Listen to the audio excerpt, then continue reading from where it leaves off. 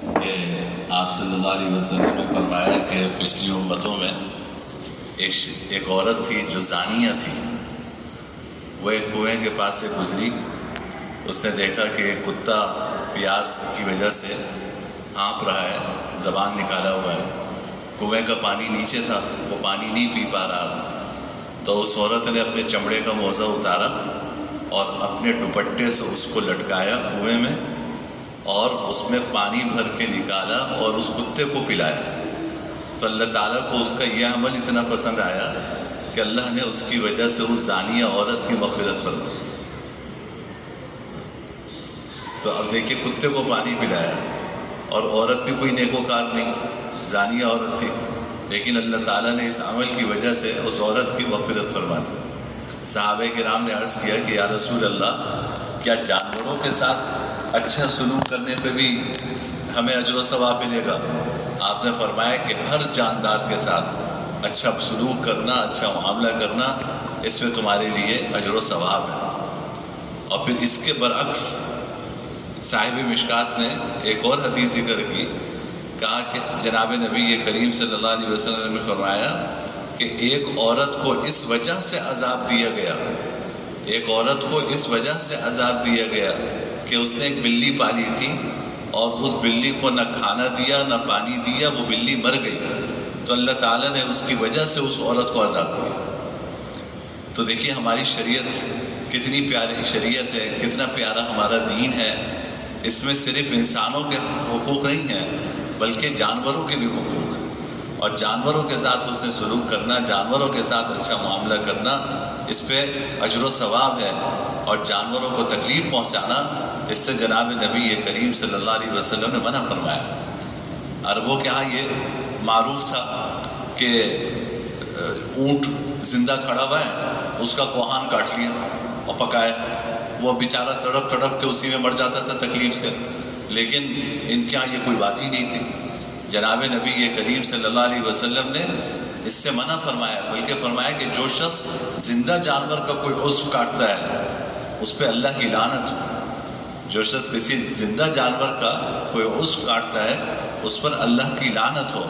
بلکہ صرف لعنت ہی نہیں فرمائی، بلکہ فرمایا کہ ما ابین من الحی فهو میت، کہ زندہ جانور سے اگر کوئی عضو آپ نے کاٹ لیا تو اس کو کھانا بھی جائز نہیں ہے، وہ مردار ہے. زندہ جانور کا اگر کوئی عضو آپ نے کاٹ لیا تو وہ اس کا کھانا بھی جائز نہیں ہے، وہ عضو جو ہے وہ مردار ہے، ایسا ہے جیسے کہ آپ مردار کھا رہے ہیں. اسی طرح ایک روایت میں آتا ہے کہ جناب نبی کریم صلی اللہ علیہ وسلم نے قربانی کے موقع پہ فرمایا کہ ان اللہ یحب الاحسان فی کل شیء، اللہ تعالیٰ ہر چیز میں اچھی طرح کام انجام دینے کو پسند فرماتا ہے. کوئی بھی کام ہو اس کو اچھی طرح انجام دینے کو پسند فرماتے ہیں. فرمایا کہ فَأَحْسِنُوا الذَّبْحَ، تم جانور ذبح کرو تو اس میں بھی اچھی طرح اس کو ذبح کرو، اس کو تکلیف نہ پہنچاؤ. آپ نے فرمایا کہ تمہیں چاہیے کہ اپنی چھری تیز کر لو، اپنی چھری تیز کر لو اور اپنے جانور کے ساتھ راحت کا معاملہ کرو، اس کو ذبح کرنے میں بھی بلا وجہ تکلیف نہ پہنچاؤ. یعنی اگر آپ کی چھری تیز نہیں ہے تو جانور کو ظاہر زیادہ تکلیف ہوگی، تو اس کا گلا گھٹے گا. تو اپنی چھری تیز کرو تاکہ جانور کو زیادہ تکلیف نہ ہو. آپ نے جانور کو ذبح کرنے میں بھی فرمایا کہ اچھی طرح ذبح کرو، کیونکہ اللہ تعالیٰ ہر کام کو اچھی طرح انجام دینے کو پسند فرماتے ہیں. آپ نے دیکھا دو لوگوں کو کہ اونٹ پہ سوار ہیں اور کہیں جا نہیں رہے، اونٹ پہ سوار ہو کر آپس میں کھڑے ہوئے گفتگو کر رہے ہیں. تو آپ نے فرمایا کہ لا تتخذوا ظہور دوابکم منابر، اپنی جانوروں کی پیٹھ کو اپنے ممبر نہ بناؤ، کرسی نہ بناؤ. یعنی اب تمہیں کوئی جانور کی ضرورت تو ہے نہیں، لیکن تم بھائی ضرورت تو یہ ہوتی نا کہ تم جانور پہ سوار ہو کے کہیں جا رہے ہو، تم جا تو نہیں رہے کہیں. اب تم جانور کے اوپر بیٹھے ہوئے ہو، وہ کھڑا ہوا ہے اور تم آپس میں گفتگو کر رہے ہو، تو گویا کہ تم نے اس جانور کو اپنے لیے ممبر اور کرسی بنا لیا ہے.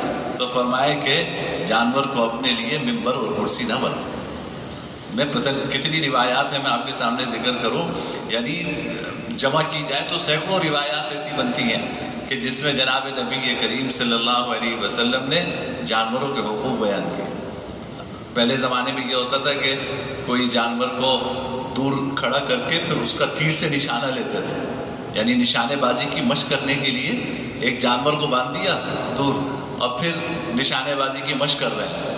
جناب نبی کریم صلی اللہ علیہ وسلم نے فرمایا کہ کسی ایسی چیز کو جو جاندار ہو اس کو نشانے بازی کے اس پر نشانے بازی کی مشق نہ کرو، اس سے نشانے بازی کی مشق نہ کرو، یعنی آپ نے نشانے بازی کے لیے وہ جانور کھڑا کر لیا، ایک آدمی اس کو تیر مار رہا ہے، کتنی تکلیف ہوگی اس کو۔ لوگ اسی حدیث کے ذیل میں علماء نے لکھا کہ لوگ مچھلی کا شکار کرتے ہیں نا تو مینڈکوں سے شکار کرتے ہیں، یعنی مچھلی کا شکار کرنے کا طریقہ ایک تو یہ ہے کہ آپ اپنے کانٹے میں گوشت لٹکائیں اور وہ پھینک دیں، اس سے مچھلی آ جائے، لیکن اس میں حرکت نہیں ہوتی نا، تو اس کے بجائے زندہ مینڈک لیتے ہیں اور اس کو کانٹے میں لگا کر پھر وہ پھینکتے ہیں اور پھر اس کے ذریعے سے مچھلی کا شکار کرتے ہیں، تو یہ ناجائز ہے۔ وجہ یہ ہے کہ وہ مینڈک تو زندہ ہے اور اس کو آپ نے کانٹے کے اندر جو ہے وہ لٹکا دیا، کتنی تکلیف ہوگی اس کو، اور پھر آپ اس کو پھینک کر اس کے ذریعے سے مچھلی کا شکار کر رہے ہیں۔ فرمایا کہ یہ جائز نہیں ہے۔ وجہ یہ ہے کہ اس میں جانور کو اذیت پہنچانا ہے، جانور کو تکلیف پہنچانا ہے۔ ہمیں نہ انسانوں کو تکلیف پہنچانے کی اجازت ہے نہ جانوروں کو تکلیف پہنچانے کی اجازت ہے۔ جو لوگ آج چیمپئن بنتے ہیں نا حقوق کے، جانوروں کے حقوق کے چیمپئن بنتے ہیں، مغرب جو ہے وہ ڈنڈورا پیٹتا ہے کہ ہمارے یہاں کتے کے بھی حقوق ہیں، بلیوں کے بھی حقوق ہیں، تم نے یہ حقوق شاید اپنی عقل سے بنائے ہوں گے۔ ہمیں ہمارے آقا جناب نبی کریم سرورِ دو عالم صلی اللہ علیہ وسلم نے وہ حقوق جو ہے وہ بتا کر ہمیں تشریف لے گئے۔ ایک باغ میں آپ تشریف لے گئے تو ایک انصاری کا باغ تھا، تو ایک اونٹ آپ کو دیکھ کر آوازیں نکالنے لگا اور اس کے آنکھوں سے آنسو بہنے لگے۔ جناب نبی کریم صلی اللہ علیہ وسلم اس اونٹ کے پاس گئے، اس کو پیار کیا، پھر کہا کہ یہ کس کا اونٹ ہے؟ تو وہ انصاری آئے، انہوں نے کہا کہ رسول اللہ میرا اونٹ ہے۔ فرمایا کہ یہ اونٹ مجھ سے شکایت کر رہا ہے کہ تم اس کو اس سے کام بہت لیتے ہو اور اس کو کھلاتے نہیں ہو۔ یہ اونٹ مجھ سے شکایت کر رہا ہے کہ تم اس سے کام بہت لیتے ہو اور اس کو کھلاتے نہیں۔ اس لیے بھائی جانوروں کو بھی تکلیف نہیں پہنچانی چاہیے، ان کو بھی فائدہ پہنچانا چاہیے، ان کے کھانے پینے کا آپ انتظام کریں، ان کا خیال کریں، یہ بھی ہماری شریعت کی تعلیم ہے۔ البتہ ایک دو باتیں ضرور ذہن میں رکھیے۔ پہلی بات تو یہ کہ یہ ساری فضائل میں نے آپ کے سامنے عرض کی، احادیثیں آپ کے سامنے عرض کی، لیکن اللہ تعالیٰ نے جانوروں کو انسان کی خدمت کے لیے پیدا کیا۔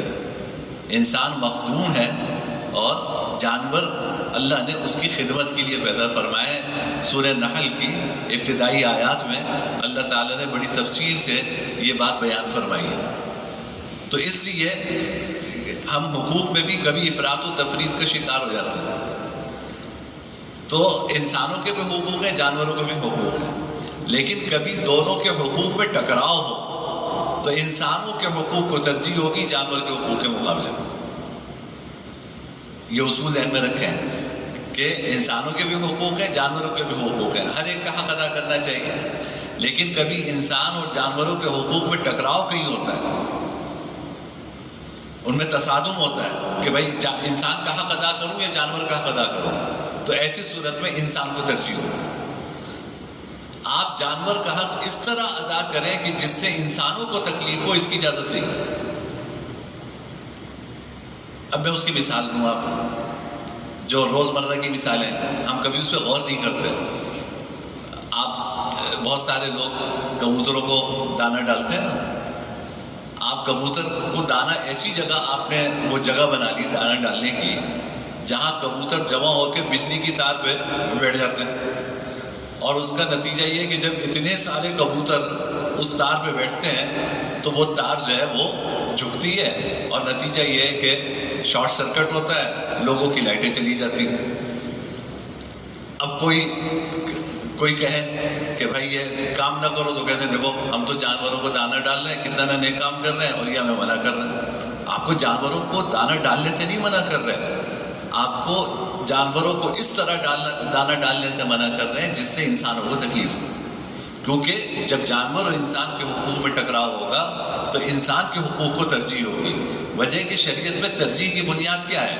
جس کے جتنے فرائض ہیں اس کے اتنے حقوق ہیں، یہ الگ موضوع ہے کہ جس کے جتنے فرائض ہیں اس کے اتنے حقوق ہیں۔ کیا مطلب؟ یعنی جس کی جتنی رسپانسبلٹی ہے اس کے رائٹس اتنے زیادہ ہیں، جس کی رسپانسبلٹی کم ہے اس کے رائٹس بھی کم ہیں۔ جانوروں پہ اللہ نے کوئی رسپانسبلٹی نہیں رکھی تو ان کے حقوق کم ہیں۔ انسانوں کو اللہ نے سر سے پاؤں تک ذمہ داریوں میں باندھا ہوا ہے تو انسانوں کے حقوق زیادہ ہیں۔ پھر انسانوں میں مرد کی ذمہ داری زیادہ ہے، عورتوں کی ذمہ داری کم ہے، تو مرد کے حقوق عورت کے مقابلے میں نسبتاً زیادہ ہیں۔ تو یہ ہماری شریعت کا اصول ہے کہ جس کی ذمہ داریاں زیادہ ہوتی ہیں اس کے حقوق بھی زیادہ ہوتے ہیں۔ تو جانوروں کو آپ ضرور ان کی خدمت کریں، لیکن اس سے انسانوں کو تکلیف نہیں ہونی چاہیے۔ بعض لوگ چیزوں کو گوشت ڈالتے ہیں، تو ایک بات تو یہ ذہن میں رکھیں، جانور کو اس کا خیال رکھنا، اس کا کوئی خاص طریقہ حدیث میں نہیں آیا کہ مثلاً جمعرات کا دن ہو اور چیز کو گوشت ڈالا جائے اور وہ بھی اڑا کے ڈالا جائے۔ یہ کوئی شریعت سے سنت سے کہیں ثابت نہیں ہے، تو اس کو